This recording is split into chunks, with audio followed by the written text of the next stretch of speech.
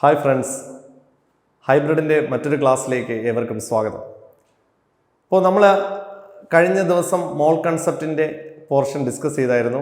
നിങ്ങളുടെ ഭാഗത്തു നിന്ന് വളരെ മികച്ച രീതിയിലുള്ള സപ്പോർട്ടാണ് ലഭിച്ചത്. അപ്പോൾ ഒരുപാട് കമൻസൊക്കെ വന്നായിരുന്നു, വളരെ സന്തോഷമുണ്ട്. അപ്പോൾ ഇനിയും ഇതുപോലെ തന്നെ നമ്മൾ +1-നും 10ാം ക്ലാസ്സിനും കുഞ്ഞു ക്ലാസ്സുകൾക്കും ഹൈസ്കൂൾ ലെവലിലും +2-നും PSCക്കും എല്ലാം ഉപകാരപ്രദമായിട്ടുള്ള പോർഷൻസ് ഉൾക്കൊള്ളിച്ചുകൊണ്ടുള്ള വീഡിയോസ് നമ്മൾ ഇടുന്നതാണ്. അപ്പോൾ അതിനെക്കുറിച്ച് അറിയുന്നതിന് വേണ്ടി ദയവേത് ഇനിയും ചാനൽ സബ്സ്ക്രൈബ് ചെയ്തിട്ടില്ലാത്ത കുട്ടികളും മുതിർന്നവരും ചാനൽ ഒന്ന് സബ്സ്ക്രൈബ് ചെയ്യുക. നമ്മുടെ വീഡിയോസൊക്കെ ഒന്ന് ഷെയർ ചെയ്ത് കൊടുക്കുക, എല്ലാവർക്കും ലൈക്ക് ചെയ്യുക, നിങ്ങളുടെ വിലപ്പെട്ട കമൻസുകൾ കമൻറ്റ് ബോക്സിൽ ഇടുക. അപ്പോൾ നമ്മുടെ പോർഷനിലേക്ക് ഞാൻ ഡയറക്റ്റ് കടക്കുകയാണ്. അപ്പോൾ ഇന്ന് നമ്മൾ ഡിസ്കസ് ചെയ്യാൻ പോകുന്നത് വളരെ ബേസിക് ആയിട്ടുള്ള ഒരു കൺസെപ്റ്റാണ്. കെമിസ്ട്രിയിൽ ബേസിക് ആയിട്ടുള്ളൊരു കൺസെപ്റ്റ് എന്ന് പറഞ്ഞു കഴിഞ്ഞാൽ കുഞ്ഞു കുട്ടികൾക്കാണെങ്കിൽ ചെറിയ ക്ലാസ് മുതലേ തുടങ്ങുന്ന ഒരു പാഠമാണ്. PSCക്ക് വരെ പക്ഷേ പ്രയോജനം ചെയ്യുന്ന ഒരു പോർഷനാണ്. +1-ലായാലും 10ാം ക്ലാസ്സിലായാലും +2-ലായാലും എല്ലാവർക്കും ഒരേപോലെ പ്രയോജനം ചെയ്യുന്ന ഒരു പോർഷനാണ്. പക്ഷെ വലിയ ടഫായിട്ടുള്ളൊരു പോർഷനല്ല, ഒരു കൺസെപ്റ്റ് അല്ല. എന്തായിരിക്കും ആ പോർഷൻ? അതെ, ഷെല്ലുകളെ കുറിച്ചാണ് പഠിക്കുന്നത്. ഷെൽസ് അല്ലെങ്കിൽ ഓർബിറ്റ്. ഷെൽ അല്ലെങ്കിൽ ഓർബിറ്റ് എന്ന് പറയുന്ന കൺസെപ്റ്റ്. ഈ ഒരു കൺസെപ്റ്റ് പഠിക്കണമെങ്കിൽ, ഷെൽ ഓർബിറ്റ് എന്ന് പറയുന്ന ഒരു കൺസെപ്റ്റ് പഠിക്കണമെങ്കിൽ അതിനെക്കുറിച്ച് ആധികാരികമായിട്ട് നിങ്ങൾ അറിയണം. നമ്മളത് ഒരുപാട് കേട്ടിട്ടുള്ള ഒരു കാര്യമാണെങ്കിലും ചിലപ്പോൾ അതിൻ്റെ ഡീപ്പായിട്ടുള്ള കൺസെപ്റ്റുകളിലോട്ട് നമ്മൾ പോയി കാണില്ല. അപ്പം അങ്ങനെ നമ്മൾ എല്ലാ കാര്യങ്ങളും പഠിക്കണമെങ്കിൽ സബ്ഷെൽ എന്താണെന്ന് അറിയണം, ഓർബിറ്റൽ എന്ന് പറയുന്ന കൺസെപ്റ്റ് എന്താണെന്ന് അറിയണം. ഇത്രയും കാര്യങ്ങൾ അറിഞ്ഞാൽ മാത്രമേ ഈ ഒരു പോർഷൻ കംപ്ലീറ്റ് ആവും. അപ്പോൾ ഇത് മൂന്നും നമ്മൾ ഒരേ ലെവലിൽ പഠിച്ചു പോകും. അതാണ് നമ്മൾ ചെയ്യാൻ പോകുന്നത്. ഇത് 3 കൺസെപ്റ്റും ഒരേ രീതിയിൽ പഠിക്കുക. അപ്പോൾ എന്താണ് ഈ ഷെൽ, സബ്ഷെൽ, ഓർബിറ്റൽ എന്നൊക്കെ പറയുന്ന കൺസെപ്റ്റ്? എന്തിനു വേണ്ടിയിട്ടുള്ളതാണ്? അത് നമുക്കറിയാം. ഒരു എലമെന്റിനകത്തുള്ള ഇലക്ട്രോൺസ് എന്ന് പറഞ്ഞാൽ നെഗറ്റീവ് ചാർജ്ഡ് പാർട്ടിക്കിൾസ് ആണ്. നെഗറ്റീവ് ചാർജുള്ള ഇലക്ട്രോൺസിനെ ഉൾക്കൊണ്ടിരിക്കുന്ന, അല്ലെങ്കിൽ ഇലക്ട്രോൺസ് നിലനിൽക്കുന്ന, ഇലക്ട്രോൺസ് ഇരിക്കുന്ന, അല്ലേ, ആ ഒരു ഏരിയ, ആ ഒരു റീജിയനെ പറയുന്ന പേരാണ് ഷെല്ല്, സബ്ഷെല്ല്, ഓർബിറ്റൽ എന്നൊക്കെ പറയുന്നത്. അപ്പോൾ ഇത് 3 കൺസെപ്റ്റും ഇലക്ട്രോൺസിനെ ഉൾക്കൊള്ളുന്നതായതുകൊണ്ട് ഇതിനെ വ്യക്തമായിട്ട് നമ്മൾ ഐഡന്റിഫൈ ചെയ്ത് പ്രത്യേകിച്ച് പഠിക്കണം എന്താണെന്നുള്ളത്. അതിലേക്കാണ് നമ്മൾ കടക്കാൻ പോകുന്നത്. ഇവിടെ അതിനെക്കുറിച്ചൊരു എക്സാമ്പിൾ ഞാൻ ആദ്യം പറഞ്ഞുതരാം. ഈ ഷെല്ല്, സബ്ഷെല്ല്, ഓർബിറ്റൽ എന്ന് പറഞ്ഞു കഴിഞ്ഞാൽ നമ്മുടെ നോർമലി സംസാരിക്കുന്ന രീതിയിലുള്ള ഒരു എക്സാമ്പിൾ ഞാൻ പറഞ്ഞുതരാം. ഇപ്പോൾ നമ്മൾ എന്തെങ്കിലും വസ്തുക്കൾ, എന്തെങ്കിലും സംഭവങ്ങൾ നമ്മുടെ വീട്ടിനുള്ളിൽ ഇരുന്ന് കഴിഞ്ഞാൽ, ഞാൻ സാധാരണ ഇത് ഓഫ്ലൈൻ ക്ലാസ്സിലും പഠിപ്പിക്കുമ്പോൾ കൊടുക്കുന്ന ഒരു ഇൻഫർമേഷനാണ്. നമ്മളൊരു ഒരു ഒബ്ജക്റ്റ് നമ്മുടെ ഇരുന്ന് കഴിഞ്ഞാൽ, നമ്മുടെ നോട്ട്ബുക്ക് ആയിക്കോട്ടെ, നോട്ട്ബുക്ക് നമ്മളെ ഇരിക്കുകയാണെന്ന് വിചാരിച്ചു. ടീച്ചർ പെട്ടെന്ന് നമ്മൾ ചോദിക്കുന്നത് നിന്റെ നോട്ട് എവിടെയാണ് എന്ന് ചോദിച്ചു കഴിഞ്ഞാൽ നമ്മൾ എന്താ പറയുക? വീട്ടിലിരിക്കുന്നു എന്ന് പറയും, അല്ലേ? ജനറലായിട്ട് നമ്മൾ പറയുന്നത് അത് വീട്ടിലുണ്ട് എന്ന് പറയും. അപ്പോൾ വീട്ടിലെവിടെയാ എന്ന്, അല്ലെങ്കിൽ വീട്ടിലെവിടെയാണ് ഇരിക്കുന്നതെന്ന് ടീച്ചർ വീണ്ടും ഷൗട്ട് ചെയ്ത് നമ്മളോട് ചോദിച്ചു കഴിഞ്ഞാൽ നമ്മൾ പറയും നമ്മുടെ വീട്ടിൽ എൻ്റെ മുറിക്കുള്ളിലാണ് ഇരിക്കുന്നതെന്ന് പറയും. വീണ്ടും വ്യക്തത വരുത്തുന്നതിന് വേണ്ടി നമ്മൾ പറയും എൻ്റെ ആ നോട്ട്ബുക്ക് വീട്ടിൽ എൻ്റെ മുറിക്കുള്ളിൽ എൻ്റെ ഷെൽഫിനുള്ളിലാണ് ഇരിക്കുന്നതെന്ന് നമ്മൾ പറയും, അല്ലേ? ആ ഒരു കൺസെപ്റ്റ് തന്നെയാണ് ഇത്. അപ്പോൾ ഇലക്ട്രോൺസ് എവിടെയാണ് ഇരിക്കുന്നതെന്ന് ചോദിച്ചു കഴിഞ്ഞാൽ നമ്മൾ എന്ത് പറയും? ഷെല്ലിനുള്ളിൽ, ഓർബിറ്റിനുള്ളിലാണ് ഇരിക്കുന്നതെന്ന് പറയും. ഓർബിറ്റിൽ എവിടെയാണ് ഇരിക്കുന്നതെന്ന് ചോദിച്ചു കഴിഞ്ഞാൽ നമ്മൾ എന്ത് പറയും? ഓർബിറ്റിനുള്ളിലെ, അല്ലെങ്കിൽ ഷെല്ലിനുള്ളിലെ സബ്ഷെല്ലിലാണ് എന്തിരിക്കുന്നത്? ഇലക്ട്രോൺസ് ഇരിക്കുന്നത്. അവിടെ എവിടെയാണ്? സബ്ഷെല്ലിനുള്ളിലെ ഓർബിറ്റൽ എന്ന് പറയുന്ന കൺസെപ്റ്റിനകത്താണ് ആരിയിരിക്കുന്നത്? ഇലക്ട്രോൺസ് ഇരിക്കുന്നത്. ഇത്രയേ ഉള്ളൂ ഇവർ 3 പേരും തമ്മിലുള്ള ബന്ധം. അപ്പൊ ഇത് 3 റീജിയൻ ആണെങ്കിലും ഇലക്ട്രോൺസ് ഇരിക്കുന്നത് എവിടെയാണെന്ന് ചോദിച്ചു കഴിഞ്ഞാൽ വ്യക്തമായി ഇലക്ട്രോൺസ് കാണപ്പെടുന്ന റീജിയൻ ഓർബിറ്റലാണ്. അതായത് നമ്മുടെ നോട്ട്ബുക്ക് വെച്ച് ഞാൻ നേരത്തെ പറഞ്ഞതുപോലെ പറയാം, നോട്ട്ബുക്ക് എവിടെയാണെന്ന് ചോദിച്ചു കഴിഞ്ഞാൽ വീട്ടിലാണ് ഇരിക്കുന്നതെന്ന് പറഞ്ഞാൽ ആ കാര്യത്തിൽ തെറ്റില്ല, ഒരിക്കലും തെറ്റു പറയാൻ പറ്റില്ല. വീട്ടിലാണ് ഇരിക്കുന്നത്. പക്ഷെ വീട്ടിൽ എവിടെയാണ് ഇരിക്കുന്നതെന്ന് ചോദിച്ചു കഴിഞ്ഞാൽ നമ്മൾ പറയും വീട്ടിൽ എൻ്റെ മുറിക്കുള്ളിലാണ് ഇരിക്കുന്നത്. അതും തെറ്റുള്ള കാര്യമല്ല. പക്ഷെ മുറിക്കുള്ളിൽ എവിടെയാണെന്ന് ചോദിച്ചു കഴിഞ്ഞാൽ വ്യക്തമായിട്ട് നമ്മൾ പറയും മുറിക്കുള്ളിൽ എൻ്റെ ഷെൽഫിലാണ് ഇരിക്കുന്നതെന്ന് പറയും. അതേ കൺസെപ്റ്റ് തന്നെയാണ് ഇലക്ട്രോൺസ് എവിടെയാണ് ഇരിക്കുന്നതെന്ന് ചോദിച്ചാൽ ഷെല്ലിലാണ് ഇരിക്കുന്നതെന്ന് പറയാം. ഷെല്ലിൽ എവിടെയാണെന്ന് ചോദിച്ചാൽ സബ്ഷെല്ലിലാണെന്ന് പറയാം. സബ്ഷെല്ലിൽ എവിടെയാണെന്ന് ചോദിച്ചാൽ നമുക്ക് ഉറപ്പിച്ച് പറയാൻ പറ്റും സബ്ഷെല്ലിനുള്ളിൽ ഓർബിറ്റൽ എന്ന് പറയുന്ന കൺസെപ്റ്റിനകത്താണ് ഇലക്ട്രോൺസ് ഇരിക്കുന്നത്. ഇലക്ട്രോൺസിനെ കാണാൻ ഏറ്റവും സാധ്യതയുള്ള, ഏറ്റവും പ്രോബബിലിറ്റി കൂടിയ റീജിയൻ ഏതെന്ന് ചോദിച്ചാൽ it is called orbital. Electrons ഇരിക്കുന്നത് എവിടെയാണെന്ന് നമുക്ക് വൺ വേർഡ് ആയിട്ട് ചോദിച്ചാൽ നമുക്ക് പറയാം ഷെൽ, ഷെല്ലിനുള്ളിൽ സബ്ഷെൽ, സബ്ഷെല്ലിനുള്ളിൽ ഉറപ്പായിട്ടും ഇലക്ട്രോൺസ് കാണുന്ന ഏരിയയാണ് ഓർബിറ്റൽ എന്ന് പറയുന്നത്. ഓർബിറ്റൽ. ഇതാണ് നമ്മുടെ ഈ ഇലക്ട്രോൺസ് ഷെൽ, സബ്ഷെൽ, ഓർബിറ്റൽ എന്ന് പറയുന്ന കൺസെപ്റ്റിലെ ബേസിക് ആയിട്ടുള്ള കാര്യം. അപ്പൊ ഇത് നിങ്ങൾക്ക് മനസ്സിലായി കാണുമെന്ന് ഞാൻ വിശ്വസിക്കുന്നു. ഇത് മനസ്സിലായാലേ നമുക്കിനി ഷെല്ലിനെയും സബ്ഷെല്ലിനെയും ഓർബിറ്റലിനെയും കുറിച്ച് ഡീറ്റെയിൽ ആയിട്ട് പഠിക്കുമ്പോൾ നിങ്ങൾക്ക് മനസ്സിലാവുകയുള്ളൂ. ഓക്കെ, ഇനി നമുക്ക് ആ ഒരു കൺസെപ്റ്റിലേക്ക് ഓരോന്നിനെ സെപ്പറേറ്റ് ചെയ്ത് നമുക്കത് മനസ്സിലാക്കാം. ഓക്കെ, ഷെൽസിലേക്ക് നമുക്ക് പോകാം. ഷെൽ എന്ന് പറഞ്ഞാൽ പ്രധാനമായിട്ടും 4 ഷെല്ലുകളാണ് നമ്മൾ പഠിക്കുന്നത്. K shell, L shell, M shell, N shell. ഇതാണ് പ്രധാനപ്പെട്ട ഷെല്ലുകൾ. ഇപ്പൊ ഷെൽ എന്ന് പറഞ്ഞാൽ ഇലക്ട്രോൺസ് ഇരിക്കുന്ന അല്ലെങ്കിൽ ഇലക്ട്രോൺസ് ഒക്കുപ്പൈ ചെയ്യുന്ന ഒരു സ്പെഷ്യൽ റീജിയൻ ആണ് ഷെൽ എന്ന് പറഞ്ഞാൽ. അപ്പോൾ പ്രധാനപ്പെട്ട ഷെല്ലുകൾ K shell, L shell, M shell, N shell. ഇതിൽ ഓരോ ഷെല്ലിലും എത്ര ഇലക്ട്രോൺസ് വീതം ഉണ്ടാകും എന്നുള്ളതിനെ അറിയുന്നതിന് വേണ്ടിയിട്ട് നമുക്കൊരു ജനറൽ ഫോർമുലയുണ്ട്. അതാണ് 2n² എന്ന് പറയുന്ന ജനറൽ ഫോർമുല. ഈ ഫോർമുലയിൽ നമ്മൾ സബ്സ്റ്റിറ്റ്യൂട്ട് ചെയ്ത് കഴിഞ്ഞാൽ നമുക്ക് ഓരോ ഷെല്ലിലും എത്ര ഇലക്ട്രോൺസ് ഉണ്ട് എന്നുള്ളത് അറിയാൻ പറ്റും. അപ്പോൾ ഓരോ ഷെല്ലും നമുക്ക് നോക്കൂ. കെ എന്ന് പറയുന്ന ഷെല്ലാണ് നമ്മൾ നമ്പർ ഫസ്റ്റ് ഷെൽ. എൽ എന്ന് പറഞ്ഞാൽ സെക്കൻഡ് ഷെൽ, എം എന്ന് പറഞ്ഞാൽ തേർഡ് ഷെൽ, എൻ എന്ന് പറഞ്ഞാൽ ഫോർത്ത് ഷെൽ. ഇതാണ് 4 ഷെല്ലുകൾ. അപ്പൊ ഈ നമ്പർ 1, 2, 3, 4 എന്ന് പറയുന്ന നമ്പറാണ് ഈ എൻ എന്ന് പറയുന്നത്, സ്മോൾ ലെറ്റർ എൻ. അപ്പൊ ഇതിൽ ഈ നമ്പർ ഓരോന്നിനകത്തും സബ്സ്റ്റിറ്റ്യൂട്ട് ചെയ്ത് കഴിഞ്ഞാൽ നമുക്ക് ഓരോ ഷെല്ലിനകത്തും എത്ര ഇലക്ട്രോൺ ഉണ്ടാകും എന്നുള്ളത് അറിയാൻ പറ്റും. ഈ ഷെൽ എന്ന് പറയുന്നത് നമ്മൾ കുഞ്ഞു ക്ലാസ്സിൽ പഠിച്ചിട്ടുള്ള അതേ കൺസെപ്റ്റ് തന്നെയാണ്. നടുക്ക് ന്യൂക്ലിയസ് ഇരിക്കുന്നു, ന്യൂക്ലിയസിന് പോസിറ്റീവ് ചാർജുള്ള ന്യൂക്ലിയസ് ഇരിക്കുന്നു. ഇതിന് ചുറ്റും ഉള്ള സർക്കുലർ പാത്ത്, അത് തന്നെയാണ് ഈ ഷെൽ എന്ന് പറയുന്നത്. കെ എന്ന് പറയുന്നത് ഏറ്റവും ചെറിയ ഷെല്ല്, ഒന്നാമത്തെ ഷെല്ല്. രണ്ടാമത്തെ ഷെല്ല് എൽ എന്ന് പറയുന്ന ഷെല്ല്. മൂന്നാമത്തെ ഷെല്ല് എം എന്ന് പറയുന്ന ഷെല്ല്. അതിനും പുറമെയുള്ള 4ാമത്തെ ഷെല്ലാണ് എൻ എന്ന് പറയുന്ന ഷെൽ. ആ ഷെല്ല് തന്നെയാണ്.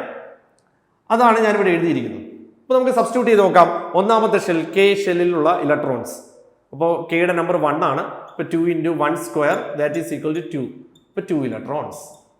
2 ഇലക്ട്രോൺസ് ആണ് കെ എന്ന് പറയുന്ന ഷെല്ലിനുള്ളിലുള്ളത്. ഇനി അതേപോലെ രണ്ടാമത്തെ നോക്കാം.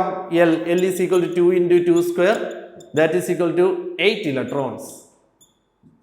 അടുത്ത മൂന്നാമത്തെ shell M, 2 × 3² is equal to M, total 18 electrons. നാലാമത്തെ shell N, 2 × 4² 16 × 2 that is equal to 32 electrons. അപ്പോൾ ഓരോ ഷെല്ലിനകത്തും ടോട്ടലായിട്ട് എത്ര ഇലക്ട്രോൺസ് ഇരിക്കുന്നു എന്നുള്ളതിൻ്റെ ഒരു ഐഡിയ നമുക്ക് കിട്ടിക്കഴിഞ്ഞു. 2, 8, 18, 32. അപ്പോൾ ഇത് കണ്ടുപിടിക്കുന്ന ഫോർമുല നിങ്ങൾ ഓർത്ത് വെച്ചിരിക്കണം. ഇത് PSC ചോദിക്കുന്ന ഒരു ക്വസ്റ്റ്യൻ ആണ്. ഓരോ ഷെല്ലിനകത്തും എത്ര ഇലക്ട്രോൺസ് ഉണ്ടാവും എന്നുള്ളത് കണ്ടുപിടിക്കാനുള്ള ഫോർമുല ചോദിക്കാം. ഓരോ ഷെല്ലിനുള്ളിലും എത്ര ഇലക്ട്രോൺസ് ഉണ്ട് എന്നുള്ള കാര്യവും PSC ചോദിക്കുന്ന ഒരു ക്വസ്റ്റ്യൻ ആണ്. അപ്പോൾ അത് ഞാനിവിടെ താഴെ എഴുതുന്നു. കെയ്ക്കകത്ത് 2, എല്ലിനകത്ത് 8, എമ്മിനകത്ത് 18, എന്നിനുള്ളിൽ 32 ഇലക്ട്രോൺസ്. അപ്പോൾ ടോട്ടൽ ഇലക്ട്രോൺസ് നമ്മൾ എഴുതി. ഇനി ഞാൻ അതിൻ്റെ കൂടെ തന്നെ നമ്മുടെ സബ്ഷെൽ എന്ന് പറയുന്ന കൺസെപ്റ്റും പഠിപ്പിക്കുകയാണ്. എങ്കിലേ നിങ്ങൾക്ക് കറക്റ്റായിട്ട് അത് മനസ്സിലാവും. കാരണം ഷെൽ എന്ന് പറയുന്ന കൺസെപ്റ്റ് നമ്മൾ പഠിച്ച് കുറേ ക്ലാസ്സുകൾ കഴിഞ്ഞിട്ടാണ് യഥാർത്ഥത്തിൽ സബ്ഷെൽ എന്ന് പറയുന്ന കൺസെപ്റ്റ് പഠിക്കുന്നത്. അതുകൊണ്ട് തന്നെ നമ്മൾ വീണ്ടും അതിനുള്ളിലുള്ള കാര്യങ്ങൾ മനസ്സിലാക്കാതെയാണ് സബ്ഷെൽ ചിലപ്പോൾ നമ്മൾ കാണാപ്പാഠം പഠിക്കാറുണ്ട്. അങ്ങനെയല്ല, സബ്ഷെൽ എന്ന് പറയുന്ന ഷെല്ലിനൊപ്പം തന്നെ പഠിച്ചു പോകണം, എന്നാലേ പിടികിട്ടും. സബ്ഷെല്ലുകൾ എന്ന് പറഞ്ഞാൽ യഥാർത്ഥത്തിൽ 4 സബ്ഷെല്ലുകളാണുള്ളത്. S, P, D, F. ഇതാണ് 4 സബ്ഷെല്ലുകൾ. സബ്ഷെൽ എന്ന് പറഞ്ഞാൽ ഷെല്ലിനുള്ളിലെ കുഞ്ഞറകൾ, ചെറിയ അറകളാണ്. ഷെല്ലിനുള്ളിലെ ചെറിയ അറ. ഞാൻ നേരത്തെ പറഞ്ഞു കൺസെപ്റ്റ് പറഞ്ഞു, വീടിനുള്ളിലെ റൂം എന്ന് പറയുന്നത് പോലെ ഉള്ളൊരു കൺസെപ്റ്റാണ്. ഷെല്ലിനുള്ളിലെ ചെറിയ അറകളാണ് ആരെന്ന് പറയുന്നത് സബ്ഷെൽ എന്ന് പറയുന്നത്. ഓക്കെ, ക്ലിയർ ആയല്ലോ. അപ്പോൾ ഇതിനകത്തുള്ള ഇലക്ട്രോൺസ് കണ്ടുപിടിക്കുന്നതിന് വേണ്ടി പ്രത്യേകിച്ച് ഫോർമുലയല്ല, നമ്മൾ കാണാതെ പഠിക്കുക. എസിനകത്തുള്ളത് 2 ഇലക്ട്രോൺസ് ആണ്, പിക്കകത്ത് 6 ഇലക്ട്രോൺസ് ആണ്, ഡിക്കകത്ത് 10 ഇലക്ട്രോൺസ് ആണ്, എഫിനകത്ത് 14 ഇലക്ട്രോൺസ് ആണ്. ഓരോ 4 വീതം നിങ്ങൾ കൂട്ടി ആഡ് ചെയ്ത് പോയാൽ മതി, എളുപ്പമാണ്. എസിനകത്ത് 2 ഇലക്ട്രോൺ, പിക്കകത്ത് 6 ഇലക്ട്രോൺ, ഡിക്കകത്ത് 10 ഇലക്ട്രോൺ, എഫിനുള്ളിൽ 14 ഇലക്ട്രോൺസ്. അപ്പൊ ഈ ഇലക്ട്രോൺസിന്റെ എണ്ണം അറിഞ്ഞു കഴിഞ്ഞാൽ ഓരോ അറയ്ക്കകത്തും മെയിനായിട്ടുള്ള ഷെൽ എന്ന് പറയുന്നതാണ് ഏറ്റവും വലിയ ബോക്സ് അല്ലെ വലിയ അറയായിട്ട് നമ്മൾ സങ്കല്പിക്കുന്നത്. അതിനകത്തുള്ള കുഞ്ഞറകളാണ് ഈ പറയുന്ന SPDF എന്ന് പറയുന്നത്. അപ്പോൾ ഓരോ ഷെല്ലിനകത്തും എത്ര കുഞ്ഞറകൾ വീതമുണ്ട് എന്നുള്ളത് നമുക്കറിയാൻ സാധിക്കും ഈ ഇലക്ട്രോൺസിന്റെ എണ്ണം വെച്ചിട്ട്. നോക്കാം, അതെങ്ങനെയാണെന്ന് നോക്കാം. കെക്കുള്ളിൽ മാക്സിമം കയറുന്ന ഇലക്ട്രോൺസ് എന്ന് പറയുന്ന 2 ഇലക്ട്രോൺ അല്ലേ? അപ്പൊ ഏത് സബ്ഷെല്ലിൽ മാത്രമേ കെക്കുള്ളിൽ കാണൂ? 2 ഇലക്ട്രോൺ അക്സെപ്റ്റ് ചെയ്യുന്ന ഉൾക്കൊള്ളുന്ന എസ് എന്ന് പറയുന്ന ഒരു സബ്ഷെല്ലിൽ മാത്രമേ കെക്കുള്ളിൽ കാണൂ. അതാണ് കെ എന്ന് എഴുതിയാൽ അതിനുള്ളിൽ കെ എന്ന് പറഞ്ഞാൽ ഫസ്റ്റ് ഷെല്ലാണ്. ഫസ്റ്റ് ഷെല്ലിനുള്ളിൽ ഒരേ ഒരു സബ്ഷെല്ലിൽ മാത്രമേ കാണൂ എസ്. അതാണ് 1 എന്ന് പറയുന്ന കെയുടെ നമ്പർ 1s എന്ന് നമ്മൾ പറയുന്നത്. 1s പ്ലസ് ടുവിലൊക്കെ പഠിക്കുമ്പോൾ നമ്മൾ അല്ലെങ്കിൽ പ്ലസ് 1 പഠിക്കുമ്പോൾ 10ാം ക്ലാസ്സിൽ പഠിക്കുമ്പോൾ നമ്മൾ ഈ വാക്ക് കേട്ടിട്ടുള്ളതാണ് 1s. 1s എന്ന് പറഞ്ഞാൽ ഒന്നാമത്തെ ഷെല്ലായ കെക്കുള്ളിലെ എസ് എന്ന് പറയുന്ന സബ്ഷെൽ 1s. 1s2 നിങ്ങൾ കണ്ടിട്ടുള്ളതാണ്. 1s2 എന്ന് എഴുതിയാൽ ഒന്നാമത്തെ ഷെല്ലിലെ എസ് എന്ന് പറയുന്ന സബ്ഷെല്ലിനുള്ള 2 ഇലക്ട്രോൺസ്. എസിനകത്ത് ടോട്ടലായിട്ട് എത്ര ഇലക്ട്രോൺസ് ഉണ്ട്? 2 ഇലക്ട്രോൺസ്. അപ്പോൾ 1s2 ഇതാണ് 1s2. 1നകത്ത് വേറെ സബ്ഷെല്ലുകൾ ഇല്ല. കാരണം എന്താണ്? 1നകത്ത് കയറുന്ന മാക്സിമം ഇലക്ട്രോൺ 2 ആണ്. അപ്പൊ മാക്സിമം ഇലക്ട്രോൺ 2 ആവുമ്പോൾ അതിനകത്ത് എസ് എന്ന് പറയുന്ന സബ്ഷെല്ല് മാത്രമേ വരൂ. പി എന്ന് പറയുന്നതോ ഡി എന്ന് പറയുന്നതോ എഫ് എന്ന് പറയുന്ന സബ്ഷെല്ല് കാണില്ല. അതാണ് നമ്മൾ എഴുതുമ്പോൾ 1p 1d 1f എന്ന് പറയുന്ന കൺസെപ്റ്റുകൾ ഇല്ല. ഓക്കെ, ക്ലിയർ ആയല്ലോ. ശരി, ഇനി രണ്ടാമത്തെ ഷെല്ലിലേക്ക് പോകാം. രണ്ടാമത്തത് എൽ എന്ന് പറയുന്ന മെയിൻ ഷെൽ. എല്ലിനകത്ത് ടോട്ടൽ ആയിട്ടുള്ള ഇലക്ട്രോൺസ് 8 ആവുമ്പോൾ അതിനകത്ത് ഏതൊക്കെ സബ്ഷെല്ല് കാണും? 2 ഇലക്ട്രോൺ കയറുന്ന എസും കാണും, 6 ഇലക്ട്രോൺ കയറുന്ന പിയും കാണും. ഇപ്പൊ 2 6 കൂടെ കൂട്ടിയാൽ ടോട്ടൽ 8. അങ്ങനെയാണ് ഇവിടെ എസ് എന്ന് പറയുന്ന സബ്ഷെല്ലും പി എന്ന് പറയുന്ന സബ്ഷെല്ലും ഏതിനുള്ളിലായത്? നമ്മുടെ എൽ എന്ന് പറയുന്ന ഷെല്ലിനുള്ളിലായത്. അതായത് എല്ലിന്റെ നമ്പർ എത്ര? എൽ എന്ന് പറയുന്ന ഷെല്ല് രണ്ടാമത്തെ ഷെല്ലാണ്. അതാണ് 2s എന്ന് പറയുന്ന കൺസെപ്റ്റ് വന്നത്. 2s2 ഇങ്ങനെയാണ് എഴുതുന്നത്. സബ്ഷെൽ ഇലക്ട്രോണിക് കോൺഫിഗറേഷൻ നമ്മൾ എഴുതുമ്പോൾ രണ്ടാമത്തെ ഷെല്ലിലുള്ള എസ് എന്ന് പറയുന്ന സബ്ഷെല്ലിൽ 2 ഇലക്ട്രോൺ 2s2. അതേപോലെ രണ്ടാമത്തെ ഷെല്ലിലുള്ള പി എന്ന് പറയുന്ന സബ്ഷെൽ 2p. അതിനുള്ളിൽ എത്ര ഇലക്ട്രോൺ ആണ് മൊത്തമുള്ളത്? 6 ഇലക്ട്രോൺ 2p6. 2ൽ ഡി എന്ന് പറയുന്ന സബ്ഷെൽ ഇല്ല. കാരണം മാക്സിമം 8 ആണ്. എസും പിയും ആയപ്പോൾ അത് കവറായി, ക്ലിയർ ആയി. ഓക്കെ, രണ്ടാമത്തെ ഷെൽ. ഓക്കെ, അടുത്ത് മൂന്നാമത്തെ ഷെൽ എടുക്കാം. മൂന്നാമത്തെ എന്ന് പറഞ്ഞാൽ എം എന്ന് പറയുന്ന മെയിൻ ഷെല്ലാണ്. 18 ഇലക്ട്രോൺസ് ഉണ്ട്. അപ്പൊ എസ് കാണും, പി കാണും. എസും പിയും ആകുമ്പോൾ 8 ആയി. പിന്നെ 10 ഇലക്ട്രോൺസിലൂടെ സ്ഥലമുണ്ട്. അപ്പൊ ഡി എന്ന് പറയുന്ന സബ്ഷെല്ലിലൂടെ അതിനുള്ളിലുണ്ട്. S P D. അതാണ് മൂന്നാമത്തെ ഷെൽ എഴുതുമ്പോൾ 3s2 3p6 3d10. Okay, clear ആയല്ലോ. 3d10. മൂന്നാമത്തെ ഷെല്ലിനകത്ത് 3d എന്ന് പറയുന്ന കൺസെപ്റ്റും ഉണ്ട്. അപ്പൊ മൂന്നാമത്തെ ഷെല്ലിനുള്ളിൽ എസ് പി ഡി എന്ന് പറയുന്ന 3 സബ്ഷെല്ലുകളുണ്ട്. ഇനി നാലാമത്തെ ഷെൽ എടുക്കാം. നാലാമത്തെ എന്ന് പറയുന്ന എൻ എന്ന് പറയുന്ന ഷെല്ലാണ്. എന്നിനുള്ളിൽ ടോട്ടൽ ആയിട്ടുള്ള ഇലക്ട്രോൺ 32 ആണ്. അതിനുള്ളിൽ ഈ 4 സബ്ഷെല്ലുണ്ട്. എണ്ണി നോക്കാം. 2 + 6 2 + 6 8 8 + 10 18 18 + 14 32 32 ഇലക്ട്രോൺസ്. 2 6 10 14 എല്ലാം കൂടെ കൂട്ടിയാൽ അപ്പൊ 4 എന്ന് പറയുന്ന ഷെൽ എഴുതുമ്പോൾ 4s2 4p6 4d10 4f14. അപ്പൊ ഇതെല്ലാം വരും. അപ്പൊ ഇത്രയുമാണ് നമ്മുടെ ഷെല്ലും സബ്ഷെല്ലും എന്ന് പറയുന്ന കൺസെപ്റ്റ്. ഇത് രണ്ടും ഒരുമിച്ച് മനസ്സിലാക്കിയാൽ നമുക്ക് എളുപ്പമാണ്. കാരണം ഷെൽ എന്ന് പറഞ്ഞാൽ എന്താണ്? അതിനുള്ളിൽ തന്നെ ഉള്ള ഒരു സംഭവമാണ് സബ്ഷെൽ. അപ്പോൾ നമുക്കത് പെട്ടെന്ന് മനസ്സിലാക്കാൻ പറ്റും. ഇതേ ഇലക്ട്രോൺസ് കൂട്ടിയിട്ടാണ് യഥാർത്ഥത്തിൽ മെയിൻ ഷെൽ ഇലക്ട്രോണിക് കോൺഫിഗറേഷൻ എഴുതുന്നത്. സബ് ഷെൽ ഇലക്ട്രോണിക് കോൺഫിഗറേഷൻ എഴുതിയിട്ടാണ് നമ്മൾ മെയിൻ ഷെൽ ഇലക്ട്രോണിക് കോൺഫിഗറേഷൻ എഴുതുന്നത്. അപ്പൊ അതെങ്ങനെ എഴുതുന്നൂടെ നമുക്ക് നോക്കാം. എഴുതുന്ന കാര്യം കൂടെ നമ്മൾ ക്ലിയർ ആയി കഴിഞ്ഞാൽ ഇലക്ട്രോണിക് കോൺഫിഗറേഷൻ എന്ന് പറയുന്ന ഒരു പോർഷൻ കൂടെ നമ്മൾ കവർ ചെയ്തെന്ന് അർത്ഥം. അപ്പോൾ ഷെൽ എന്താണ്, സബ് ഷെൽ എന്താണെന്ന് മനസ്സിലാക്കി, അതിനകത്തുള്ള ഇലക്ട്രോൺസ് എങ്ങനെയാണ് ഡിസ്ട്രിബ്യൂട്ട് ചെയ്തിരിക്കുന്നതെന്ന് മനസ്സിലാക്കി. ഇത് 2 കൺസെപ്റ്റും ഓക്കെ ആണെങ്കിൽ നമുക്ക് ഓരോ ഇലമെന്റിനകത്തും ഉള്ള ഷെൽ, മെയിൻ ഷെൽ ഇലക്ട്രോണിക് കോൺഫിഗറേഷനും സബ് ഷെൽ ഇലക്ട്രോണിക് കോൺഫിഗറേഷനും വളരെ ഈസി ആയിട്ട് മനസ്സിലാക്കാൻ പറ്റും. അപ്പൊ ഇത് നന്നായിട്ട് നിങ്ങൾ മനസ്സിലാക്കി വെക്കുക. ഈ കൺസെപ്റ്റ് അത്രയും മനസ്സിലാക്കിയിട്ട് നമ്മൾ ഇനി ഇലമെന്റിന്റെ ഇലക്ട്രോണിക് കോൺഫിഗറേഷൻ എങ്ങനെ എഴുതുന്നു നോക്കാം. അതിനുശേഷം ഓർബിറ്റൽ എന്ന് പറയുന്ന കൺസെപ്റ്റ് പറയാം. ഓക്കെ, നോക്കാം. ഇലക്ട്രോണിക് കോൺഫിഗറേഷൻ നമ്മൾ എഴുതുന്നതിന് തൊട്ട് മുന്നായിട്ട് ഒരു കാര്യം കൂടെ നമ്മൾ മനസ്സിലാക്കണം. അതായത് ഈ സബ്ഷെൽസിന്റെ ഇലക്ട്രോണിക് കോൺഫിഗറേഷനിൽ ഒരു ചെറിയ കാര്യം കൂടിയുണ്ട്. അതിൽ ഇലക്ട്രോൺസ് നിറയുന്നതുമായി ബന്ധപ്പെട്ട് ഒരു ചെറിയ ഒരു നിയമം കൂടി അതിനുള്ളിലുണ്ട്. അതുകൂടെ പറഞ്ഞിട്ട് നമുക്ക് ഇലക്ട്രോണിക് കോൺഫിഗറേഷനിലോട്ട് പോവാം. കാരണം +2 വരെ ഉള്ളപ്പോഴേ നമ്മൾ മിക്കപ്പോഴും ഒരു ആറ്റോമിക് നമ്പർ 30 വരെയൊക്കെയുള്ള എലമെന്റ്സ്, സിങ്ക് വരെയുള്ള എലമെന്റ്സ് ഒക്കെ നമ്മൾ ഇലക്ട്രോണിക് കോൺഫിഗറേഷൻ എഴുതി കാണിക്കണം. അപ്പോൾ അത് വരുമ്പോൾ ഒരു ചെറിയ വ്യത്യാസമുണ്ട്. ആ വ്യത്യാസം കൂടെ നമുക്ക് പറഞ്ഞിട്ട് നമ്മുടെ ഇലക്ട്രോണിക് കോൺഫിഗറേഷനിലോട്ട് പോകും. അപ്പോൾ നമ്മൾ പഠിച്ചതനുസരിച്ച് ആദ്യം ഇലക്ട്രോൺ നിറയുന്നത് ഒന്നാമത്തെ ഷെല്ലായ കെ ആണ്. കെയ്ക്കുള്ളിലെ എസ് എന്ന് പറയുന്ന സബ് ഷെല്ലിലാണ് 1s. 1sലാണ് ആദ്യം ഇലക്ട്രോൺ നിറയുക. 1sനേക്കാൾ എനർജി കൂടിയത് അടുത്ത് 1ൽ പിയും ഡിയും ഒന്നും ഇല്ല. അടുത്ത് രണ്ടാമത്തെ ഷെല്ലിലോട്ട് പോകും. രണ്ടാമത്തെ ഷെല്ലിലെ പി 2p. ഈ 2 എന്ന് പറഞ്ഞ് കൊടുത്തിരിക്കുന്ന നമ്പർ ഷെല്ലിന്റെ നമ്പറും അടുത്ത് കൊടുത്തിരിക്കുന്ന ആൽഫബറ്റ് എന്ന് പറയുന്നത് സ്മോൾ ലെറ്റർ ആൽഫബറ്റ് എന്ന് പറയുന്നത് സബ് ഷെല്ലിന്റെ നമ്പറുമാണ്.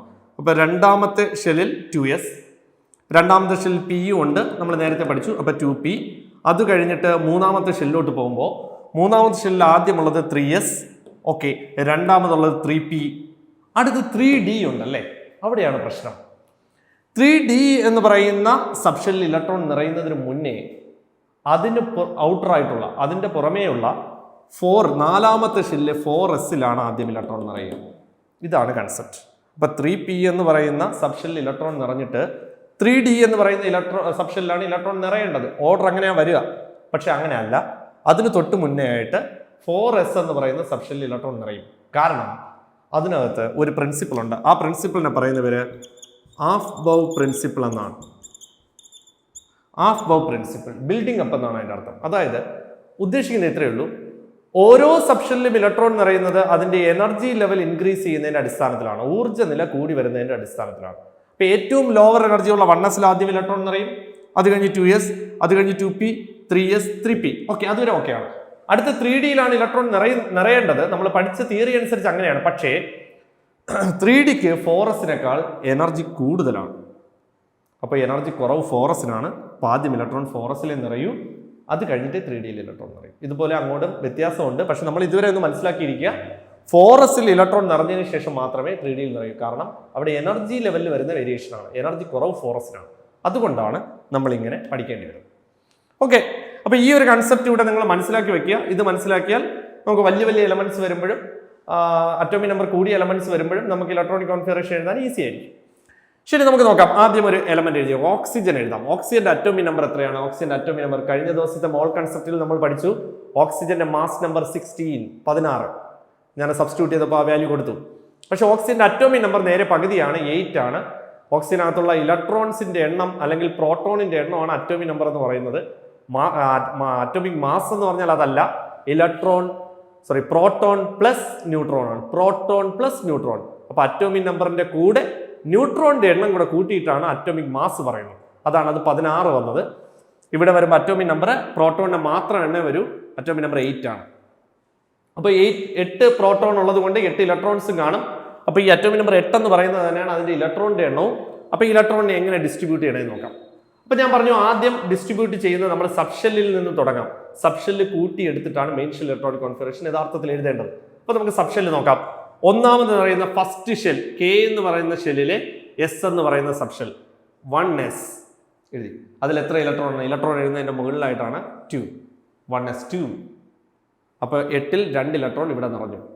Okay, comma. അടുത്ത രണ്ടാമത്തെ ഷെല്ലും ആദ്യത്തെ സബ് ഷെല്ല് എസ് തന്നെയാണ്, 2s. അതിലും 2 ഇലക്ട്രോൺ നിറഞ്ഞു, 2s 2. അടുത്ത് നമ്മൾ നിറയുന്നത് രണ്ടാമത്തെ ഷെല്ല് പി എന്ന് പറയുന്ന സബ് ഷെല്ലുണ്ട്. 2p തന്നെയാണ്, ഓർഡർ അനുസരിച്ച് 2p തന്നെയാണ്. 2p.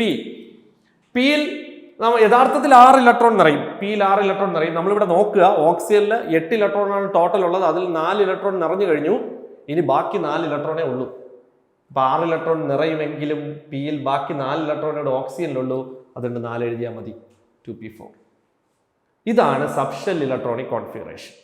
ഇനി ഇതിനെ കൂട്ടി ആഡ് ചെയ്ത് എഴുതുന്നതാണ് മെയിൻ ഷെൽ എന്ന് പറയുന്നത്. ആഡ് ചെയ്ത് എങ്ങനെ നോക്കാം? ഒന്നാമത്തെ ഷെല്ലിൽ ആകെ എസ് മാത്രമേ ഉള്ളൂ. അപ്പൊ ഒന്നാമത്തെ ഷെല്ല് മൊത്തം മുഴുവനായി നിറഞ്ഞിരിക്കുന്ന ഇലക്ട്രോൺ 2 ആണ്, 2, കോമ. അടുത്ത രണ്ടാമത്തെ ഷെല്ല് നോക്കാം. രണ്ടാമത്തെ ഷെല്ല് എടുക്കുമ്പോൾ ഇത് രണ്ടും, ഈ 2s-ഉം 2p-യും രണ്ടാമത്തെ ഷെല്ലിലുള്ളതാണ്. എസ് ഉണ്ട്, പിയും ഉണ്ട്. ഇതിനുള്ളിൽ ടോട്ടൽ ആയിട്ടുള്ളത് 2 + 4 ടോട്ടൽ 6. ഇപ്പൊ 2,6. ഇതാണ് മെയിൻ ഷെൽ ഇലക്ട്രോണിക് കോൺഫിഗറേഷൻ. ഇതാണ് യഥാർത്ഥത്തിൽ നമ്മൾ സബ് ഷെല്ല് പഠിച്ച് അതിനുള്ളിൽ ഇരിക്കുന്ന ഇലക്ട്രോൺ തന്നെയാണ് മെയിൻ ഷെല്ലുള്ളത് എന്നുള്ളതിൻ്റെ അടിസ്ഥാനപരമായിട്ടുള്ള ഒരു ഇൻഫർമേഷൻ. ഇതാണോ സബ് ഷെല്ല് കൂട്ടിയിട്ട് നമ്മൾ എന്തെഴുതി? മെയിൻ ഷെൽ ഇലക്ട്രോണിക് കോൺഫിഗറേഷൻ എഴുതി. അടുത്ത് വേറൊരു എലമെന്റ് എഴുതി നോക്കാം. നമുക്ക് ഫോസ്ഫറസ് എഴുതാം. Phosphorus P. ഫോസ്ഫറസ് വരുമ്പോൾ അറ്റോമിക് നമ്പർ 15. ഇപ്പോൾ ഇതിലെ ഇലക്ട്രോൺസ് നമുക്ക് നിറച്ച് നോക്കാം. ആദ്യം നമ്മൾ പഠിച്ചതുപോലെ തന്നെ 1s 2, അടുത്ത 1ൽ വേറെ സബ്ഷെൽ ഇല്ല, അടുത്ത 2s2, 2p 4 ഇലക്ട്രോൺസ് ആയിട്ടേ ഉള്ളൂ, 15 ഇലക്ട്രോൺ ഉണ്ട്. അപ്പോൾ പിയിൽ 6 ഇലക്ട്രോൺ നിറയും, p6, 2p6. അപ്പം 10 ഇലക്ട്രോൺ ആയി. ഇനി 5 ഇലക്ട്രോൺസ് ബാക്കിയുണ്ട്. അടുത്ത മൂന്നാമത്തെ ഷെല്ലിലോട്ട് പോകാം, കാരണം 2ൽ എസും പിയും മാത്രമേ ഉള്ളൂ. 3s2, 12 ആയി. ഇനി അടുത്ത 3p, പിയിൽ വരുമ്പോൾ 6 ഇലക്ട്രോൺ നിറയും, പക്ഷെ ഇവിടെ 12 ആയി. ഇനി 3 ഇലക്ട്രോൺസേ ബാക്കിയുള്ളൂ, 3p3. ഇനി നമുക്കിത് ആഡ് ചെയ്ത് എഴുതാം. 1s, 1ൽ 2 ഇലക്ട്രോൺ, 2, 2 എന്ന് പറയുന്ന രണ്ടാമത്തെ ഷെല്ല്, L എന്ന് പറയുന്ന ഷെല്ലിൽ 6ഉം 2ഉം 8 ഇലക്ട്രോൺസ് ഉണ്ട്. അപ്പോൾ 8, മൂന്നാമത്തെ ഷെല്ല് വരുമ്പോൾ 2, 3, 5 ഇലക്ട്രോൺ ആണ്, 5, 2, 8, 5. ഇതാണ് നമ്മുടെ മെയിൻ ഷെൽ ഇലക്ട്രോണിക് കോൺഫിഗറേഷൻ. ഇത് സബ് ഷെൽ ഇലക്ട്രോണിക് കോൺഫിഗറേഷൻ. ഇത്ര എളുപ്പത്തിൽ നമുക്ക് എഴുതാൻ സാധിക്കും.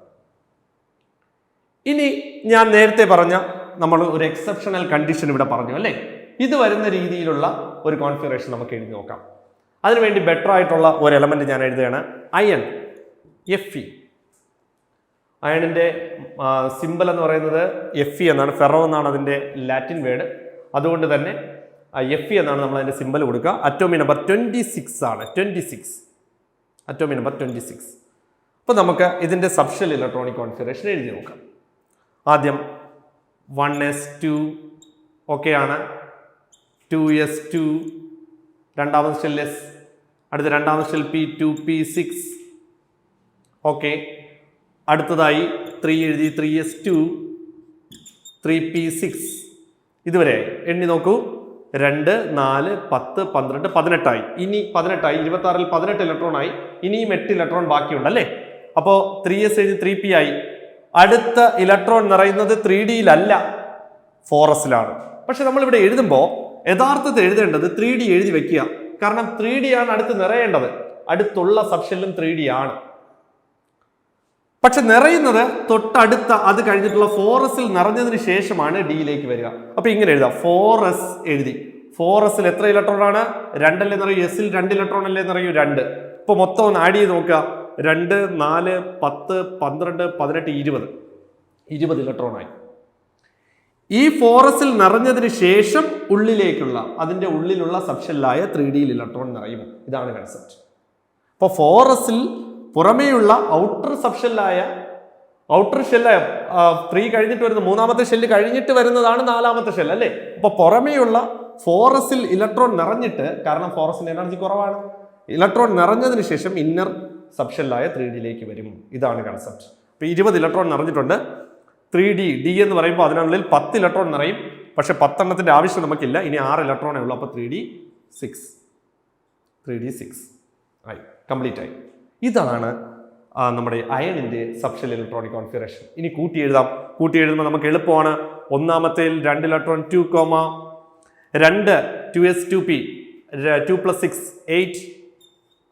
അടുത്ത മൂന്നാമത്തത് കൂട്ടുമ്പോഴും ഈ 3d ഉള്ളിൽ എഴുതിയത് കൊണ്ട് എളുപ്പമാണ്. നമുക്ക് ഇത് 3ഉം കൂട്ടിയാൽ മതി. മൂന്നാമത്തെ ഷെൽ, അവിടെ നിങ്ങൾക്ക് ഒരു മിസ്റ്റേക്ക് വരാം. കാരണം മൂന്നാമത്തെ ഷെൽ എന്ന് പറഞ്ഞാൽ ഇതെല്ലാം കൂട്ടി എഴുതാം. അങ്ങനെ കൂട്ടി എഴുതരുത്. കാരണം മൂന്നാമത്തെ ഷെൽ 3s, 3p, 3d, ഇത് 3 ഉള്ളൂ. ഇത് 3ഉം കൂട്ടുമ്പോൾ 6 + 2, 8, 8 + 6, 14, 14. വീണ്ടും നാലാമത്തെ ഷെല്ലുണ്ട്. നാലാമത്തെ ഷെല്ലിൽ 2 ഇലക്ട്രോൺസ് നിറഞ്ഞിട്ടുണ്ട്. അപ്പോൾ 14,2. 4 ഷെല്ലിന്റെയും ഇലക്ട്രോണിക് കോൺഫിഗറേഷൻ ഇവിടെ വരും, മെയിൻ ഷെൽ ഇലക്ട്രോണിക് കോൺഫിഗറേഷൻ. ഇതാണ് അതിന്റെ കൺസെപ്റ്റ്.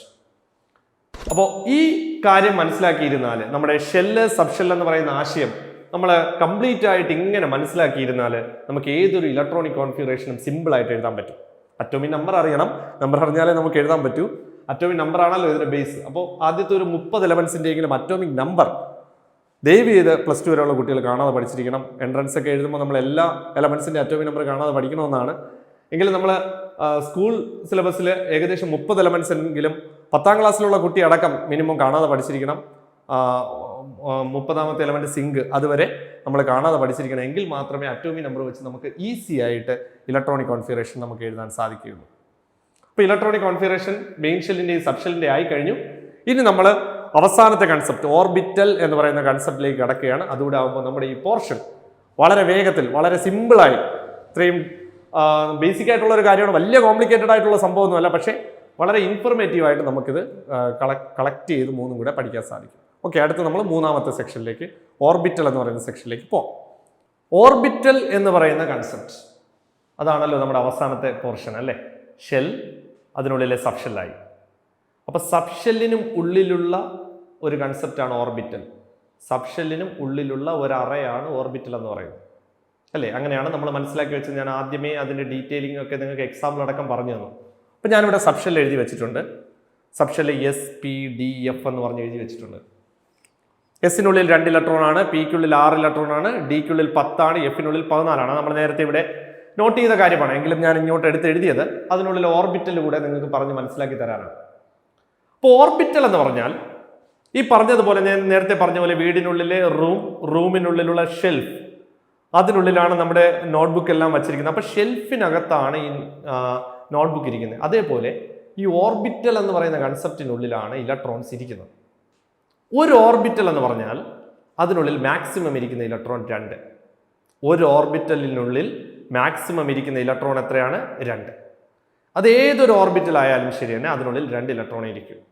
ഓരോ ഓർബിറ്റൽസിനും ഇപ്പോൾ S സബ്ഷെല്ലിനുള്ളിൽ ഓർബിറ്റലിന്, പിക്കുള്ളിൽ ഉള്ള ഓർബിറ്റലിന്, ഡിക്കുള്ളിലുള്ള ഓർബിറ്റലിന് എല്ലാം ഓരോ പേരുണ്ട് ഓർബിറ്റൽസിന്. അതൊക്കെ ഡീറ്റെയിൽ ആയിട്ട് പിന്നീട് നമുക്ക് പഠിക്കാം. ഇപ്പം ഞാൻ പറയുന്നത് ഓർബിറ്റൽ എന്ന് പറയുന്ന കൺസെപ്റ്റ് എന്താണെന്ന് നിങ്ങൾ മനസ്സിലാക്കി തരുന്നു. സബ്ഷെല്ലിനുള്ളിലുള്ള ഓർബിറ്റൽ എത്രയാണ്, അതെങ്ങനെ വന്നു, അതിൻ്റെ റീസൺസ്, അത്രയും ഞാനിപ്പോൾ പറയുന്നുള്ളൂ. ഡീറ്റെയിൽ ആയിട്ട് ഓർബിറ്റലിനെ കുറിച്ചുള്ള ഒരു സ്റ്റഡി അല്ല. ശരി, അപ്പോൾ S എന്ന് പറയുന്ന സബ്ഷെല്ലിൽ 2 ഇലക്ട്രോൺസ് ആണുള്ളത്. ഞാൻ നേരത്തെ പറഞ്ഞു ഒരു ഓർബിറ്റലിനകത്ത് മാക്സിമം ഇരിക്കുന്ന ഇലക്ട്രോൺ 2 ആണ്. അപ്പോൾ S എന്ന് പറയുന്ന സബ്ഷെല്ലിനുള്ളിൽ ഒരു ഓർബിറ്റൽ മാത്രമേ ഉള്ളൂ, ഒരു അറ മാത്രമേ ഉള്ളൂ. ഇതിനുള്ളിലാണ് ഈ 2 ഇലക്ട്രോൺ ഇരിക്കുന്നത്. ക്ലിയർ ആയോ?